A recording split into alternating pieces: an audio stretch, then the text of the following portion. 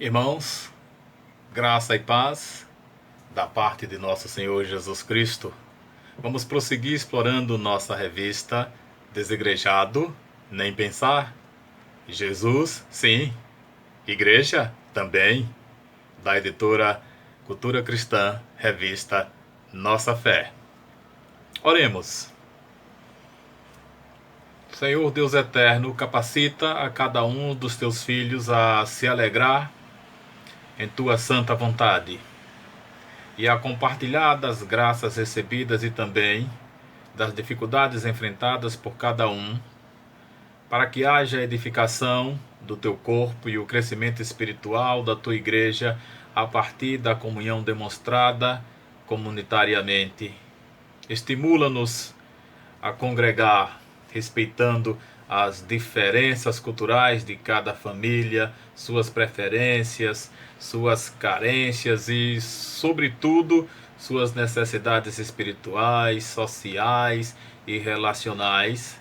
Em Cristo Jesus, abençoa a tua igreja hoje e sempre. Amém. Para o estudo de hoje, nos basearemos no que está escrito em Hebreus, capítulo 10, versículos 24 e 25, e com a ajuda de outros textos abordaremos o tema Nosso Compromisso como membros da Igreja. Leiamos o que está escrito em Hebreus 10, 24 e 25. Consideremo-nos também uns aos outros, para nos estimularmos ao amor e às boas obras. Não deixemos de congregar-nos, como é costume de alguns. Antes, façamos admoestações, e tanto mais, quando vedes que o dia se aproxima. A cada dia que passa,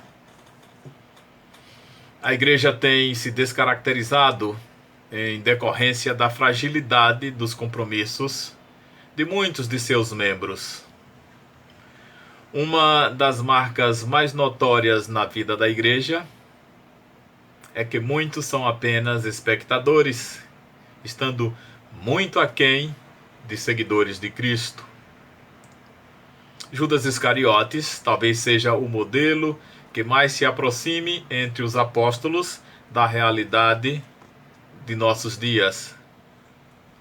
Ele estava perto de Jesus, acompanhou seu ministério terreno, seu ministério fantástico por 3 anos, viu milagres grandiosos, como a multiplicação dos pães, entre outros.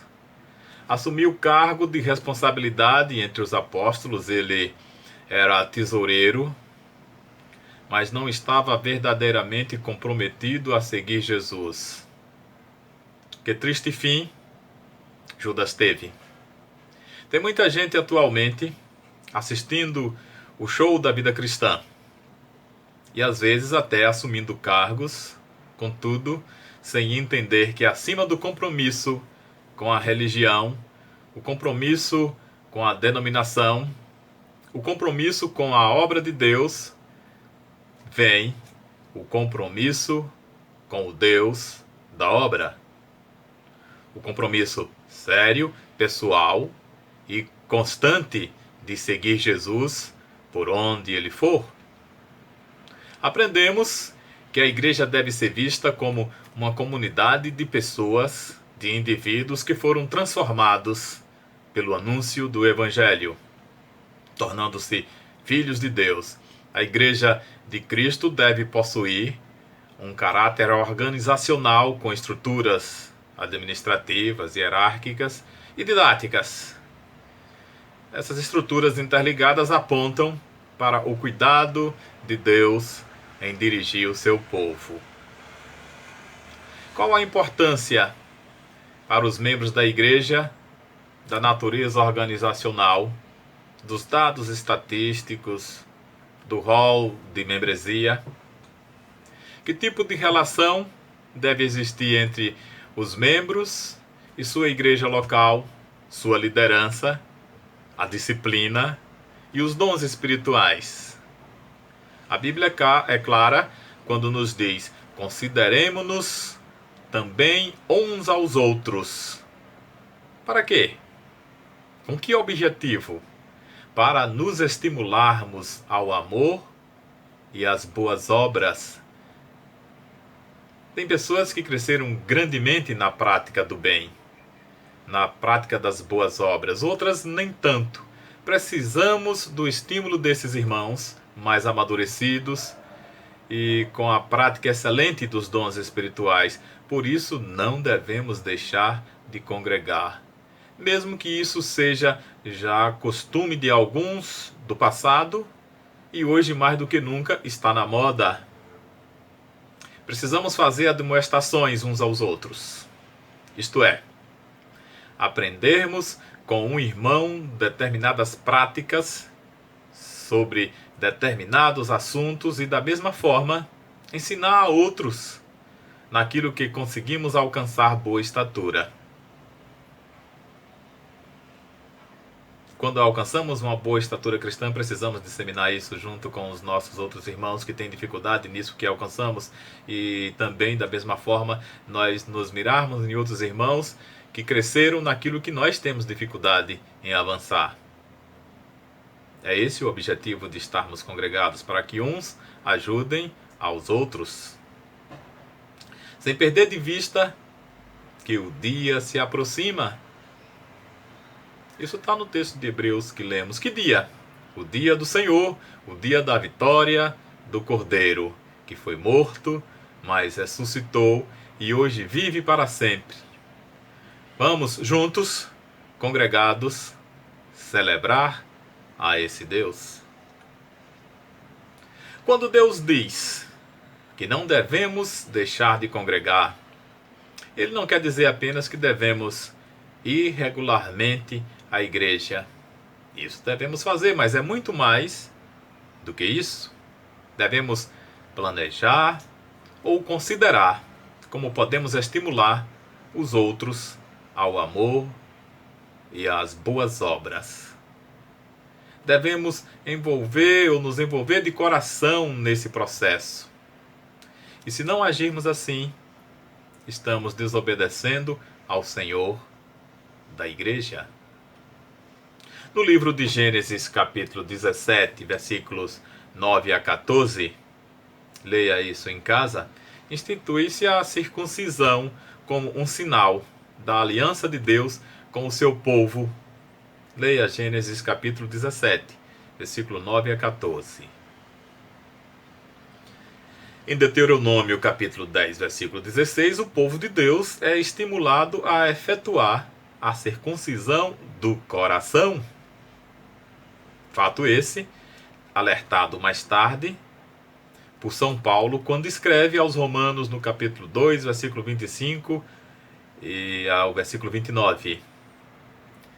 Leia isso em casa também, Romanos 2, 25 a 29, Paulo falando sobre o significado de ser um verdadeiro membro do povo de Deus. Posteriormente, ele escrevendo aos Gálatas, capítulo 3, versículo 5 a versículo 9, corrobora com a experiência de Abraão. Leia também esse texto em casa, Gálatas capítulo 3, versículo 5 a versículo 9. De acordo com nossa revista, nosso compromisso como membros da igreja começa com, primeiro tópico, a organização de um povo. Historicamente, Deus tem reunido pessoas em torno de si, a fim de adorá-lo e, consequentemente, proclamar a sua existência a outras pessoas que ainda não o conhecem. Nesse momento, vale a pena pensarmos como estamos nesse quesito. O que as pessoas que convivem conosco em casa, no trabalho, no estudo, em nossa rua, no condomínio, no bairro, na cidade, na igreja que convivemos, qual a influência, qual a mensagem que passamos para as demais pessoas através de nossa existência? Conseguimos exalar o bom perfume de Cristo em nossas relações sociais? Pense um pouco sobre isso. Israel recebeu, da parte de Deus, uma série de ordenanças, ritos e processos hierárquicos que serviram como instrumentos na organização da nação como povo de Deus. E nós, como Igreja de Deus, como nos relacionamos com esse processo de organização? A membresia esclarece a diferença entre crentes e não crentes. Muito embora possa haver pessoas que, não sendo membros da igreja, serão salvos. E, consequentemente, o contrário também é verdade. Pessoas que, mesmo sendo membros da igreja, não serão salvos. Ouçamos o que diz Mateus capítulo 7, versículo 21. Nem todo o que me diz, Senhor, Senhor, entrará no reino dos céus, mas aquele que faz a vontade de meu Pai que está nos céus. Nosso compromisso como membro ou como membros da igreja deve estar de acordo, em segundo lugar, ou nosso segundo tópico, a vida na comunidade local. A carta aos Hebreus é um convite para analisarmos a nossa compreensão sobre a suficiência da obra redentora de Cristo, a importância de nossas comunidades e do compromisso que devemos ter ao sermos batizados e professarmos nossa fé. Muitos dos membros daquela igreja estavam sofrendo pressão a fim de voltarem às práticas religiosas do Antigo Testamento. Falsos mestres ensinavam que a obra de Cristo na cruz não era suficiente para a salvação. Que ensinos atualmente fazem você refutar ou relutar e ter dúvidas em relação à sua fé e sua igreja? O que tem perturbado o teu coração? Que ensino tem deixado você relutante, tendo dúvidas com relação à sua fé, ou mesmo com relação à sua igreja? A vida na igreja local requer consideração mútua. Temos a responsabilidade de cuidarmos uns dos outros. Tiago, no capítulo 5, versículo 13 do seu escrito, nos diz: Está alguém entre vós sofrendo? Faça oração. Está alguém alegre? Cante louvores. Ou seja, somos chamados a nos identificar com a vida de nossos irmãos, seja qual for a situação vivenciada. É para isso que serve a igreja ou a comunidade dos crentes, dos salvos. A vida na igreja requer estímulo às boas obras e ao amor. Ao nos tornarmos membros de uma igreja, somos convidados pelo Senhor a ter gestos de afeto e cuidado com os nossos irmãos, deixando claro que a igreja é um lugar para tratar a solidão, a inimizade, para tratar mágoas, entre tantas outras coisas, evidenciando que somos a família de Cristo e devemos expressar a glória do Senhor em nossos relacionamentos. A vida na igreja deve ser de comunhão responsável.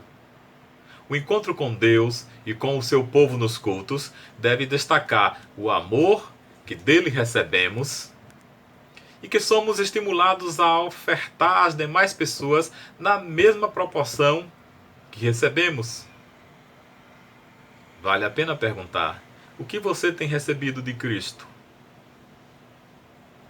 Tem impulsionado você a influenciar outros? Como você tem se relacionado com as verdades que tem descoberto dia a dia na sua igreja ou mesmo através da sua palavra? Isso tem transformado sua vida? Nosso compromisso como membros da igreja mostra, no terceiro lugar, o terceiro aspecto ou tópico da nossa revista, a nossa relação com os líderes. Agora vos rogamos, irmãos, que acateis com apreço os que trabalham entre vós e os que vos presidem no Senhor e vos admoestam, e que os tenhais com amor em máxima consideração, por causa do trabalho que realizam. Vivei em paz uns com os outros. Isso está escrito em 1 Tessalonicenses, capítulo 5, versículo 12 e versículo 13. Deus tem levantado líderes para guiar o seu povo. No ministério terreno de Jesus, ele chamou pessoas comuns e os transformou em apóstolos, incumbindo-lhes a missão de proclamar o Evangelho e cuidar da sua igreja. Como você tem se relacionado com a liderança da igreja? Na sua palavra, Deus estabelece o modo como os irmãos devem agir e também como deve ser o comportamento dos líderes no cumprimento da sua missão. Leia em casa o que está escrito em 1 Pedro, capítulo 5, versículo 1 até o versículo 5. Leia também o que está escrito em Hebreus, capítulo 13, versículo 17. A ordem de obedecer aos nossos líderes não significa que devemos aceitar sem contestar tudo o que eles nos mandam fazer. Vejam na terceira epístola de João o que está escrito nos versículos 9 até o versículo 11.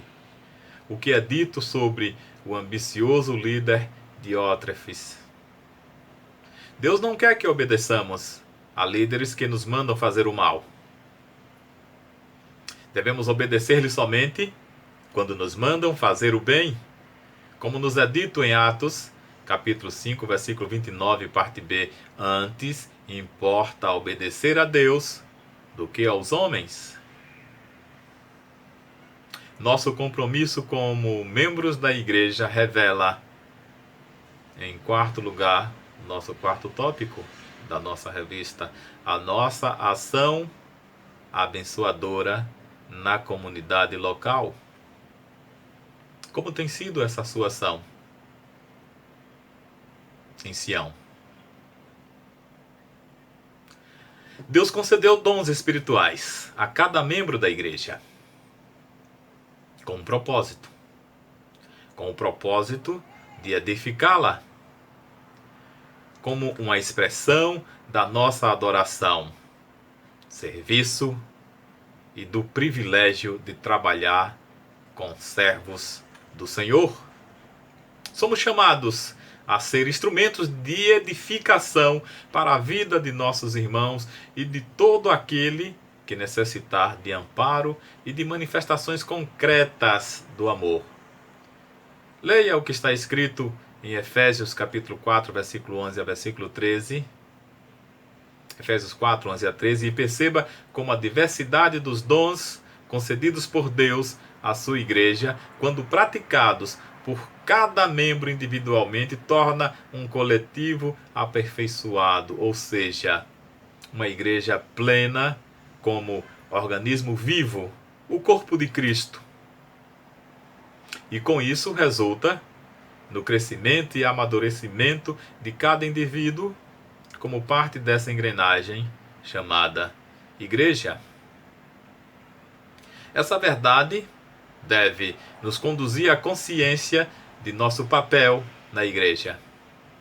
Qual a nossa utilidade no corpo de Cristo? Temos servido como Deus requer para o crescimento de seu povo e engrandecimento do seu reino? Pense nisso. Vamos concluir, irmãos. Irmãos, como tem sido até aqui o seu envolvimento com a igreja local? Ainda restam dúvidas quanto à importância de sua participação no corpo de Cristo e sua função ou dom a ser desenvolvido? Você já se tornou membro ou ainda prefere ser somente um espectador? A igreja é marcada por uma estrutura e por processos organizacionais. Você conhece sua igreja? Lembre-se que a igreja é o lugar da habitação de Deus, da comunhão e de relacionamentos transformados pelo Espírito Santo. Vamos nos envolver com esta causa. Deus nos abençoe nesse mistério. Amém e amém.